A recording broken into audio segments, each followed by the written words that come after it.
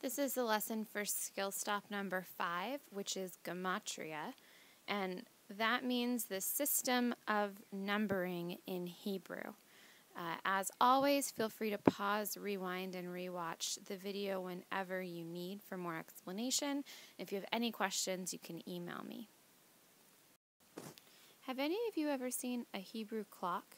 Have you ever wondered how people are able to tell time on a clock that has no numbers? The numbering system that we use in America is known as the Hindu or the Hindu-Arabic writing system. And this is where you see 1, 2, 3, 4, 5 written in the same number shapes that you're used to seeing. When you're reading traditional Hebrew text, though, you won't see these numbers. Instead, you'll see Hebrew letters that stand for numbers. Our job today is to learn how to read those letters and figure out what number they're actually standing for. And the system of having Hebrew letters stand for numbers is known as Gematria. Before we get into the actual content of Gematria, it's important that we go back to our early math days and review place value in numbers. So remember that if we have a 3-digit number, there's something in the hundreds place, in the tens place, and in the ones place. Also, even though we would look at this number and say, oh, it's 426, that's just us using shorthand. Really, it's 426. And if we were to break that down, it would look like this. So we have the 400 in the hundred spot, 20 in the 10 spot, and 6 in the ones. We've been talking about this while we're writing in English, and English is written from left to right. But we're about ready to make the leap to Hebrew, so now we're going to have to reverse the placeholders. So hundreds will be on the right, tens still in the middle, and ones on the left. The first 10 numbers in Gematria are really straightforward because they're the first 10 letters of the alphabet, and each letter equals the number that it is in order. So Aleph is 1, Bet is 2, Gimel is 3, and so forth. Something to note, most of us when we say the alphabet, we say Aleph, Bet, Vet, and we will often count Vet as its own number, but just remember that a Bet and a Vet are actually the same letter, just one has a degation, one doesn't.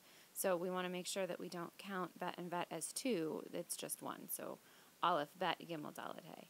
And the same thing goes for Kaf and Chaf and Pei and Fei and any other letters that have a dagesh. Now we're going to move on to learning how to write numbers in double digits. Let's start by taking a look at numbers 11 through 14. So remember, just like we talked about before from when we were talking about the number 426, how it was really 400 plus 20 plus 6, the same goes for these numbers right here. It's not 12 like 1, 2, it's 10 plus 2, or 10 plus 3, or 10 plus 4. And that really matters because here we have Yud, which is the number 10, and then for 11 it's Yud Aleph. It's not Aleph Aleph, it's Yud Aleph. And then Yud Bet for 12, Yud Gimel for 13, and Yud Daled for 14. Now 15 and 16 are a little bit different. They don't follow the same Yud for 10 and then the ones place protocol that the first 4 do. If you add up the numbers together, they still equal 15 and 16. So if you were to add Tet plus Vav, that's 9 plus 6, which equals 15. And Tet plus Zayin, which is 9 plus 7, which equals 16. These are just some irregular numbers that you just got to remember that they're different. Then for 17 through 20, we're back to the same system that we used for 11 through 14, where it's Yud and then the other number that adds up to 17, 18, or 19.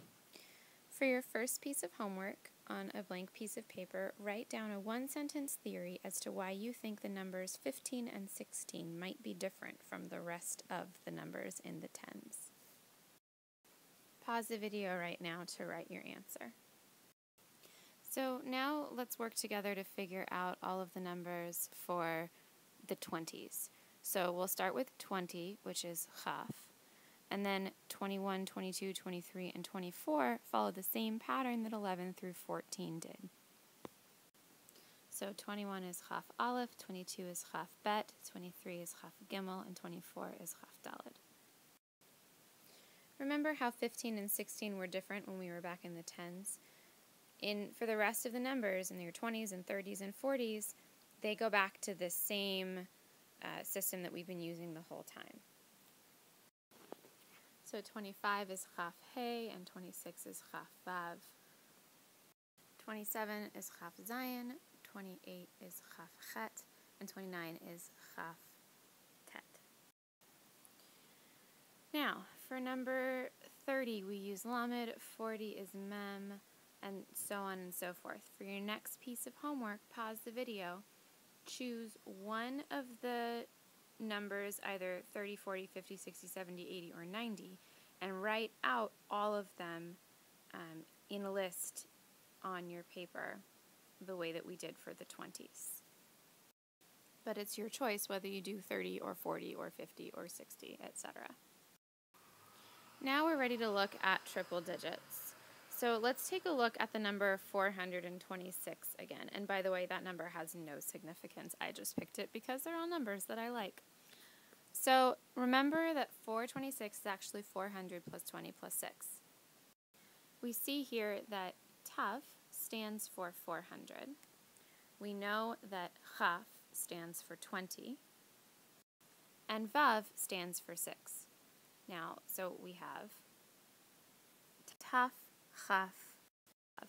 But this, we're thinking about it from left to right because this is in English. We're talking in English. When we make the switch to Hebrew, we write it this way. So, for your final piece of homework, come up with three-digit numbers of your own. Make them up. I made up number 426. What number are you going to make up? And then translate them into Hebrew next to it. So you're going to have 3 numbers in Arabic writing or in the numbers we're used to, and then translated right next to it into Hebrew. So this is going to be my way of telling whether or not you understand how to translate numbers from English to Hebrew.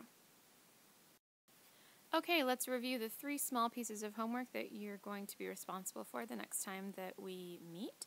The first is your one-sentence theory as to why the numbers 15 and 16 are different.